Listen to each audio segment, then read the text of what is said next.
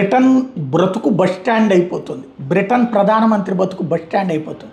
ఆ మధ్యకాలంలో 39, 45, 48% అప్రూవల్ రేటింగ్స్తో తను ప్రధానమంత్రి అయ్యాడు.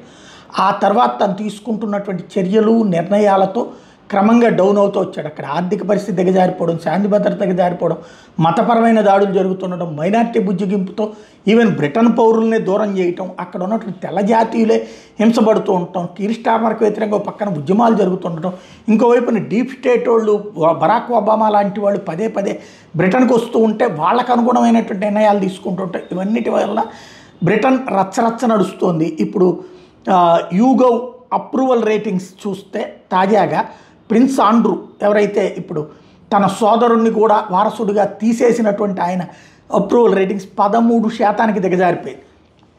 అదే సందర్భంలో ప్రధానమంత్రి కీర్ స్టార్మర్ ప్రభుత్వం పట్ల ఉన్నటువంటి అప్రూవల్ రేటింగ్స్ కేవలం 12%. అంటే బ్రిటన్లోని 100 మంది పౌరుల్లో కేవలం 12 మంది మాత్రమే ఇప్పుడు ఆ ప్రభుత్వాన్ని విశ్వసిస్తున్నారు. అంతగా దిగజారిపోయిందనమాట.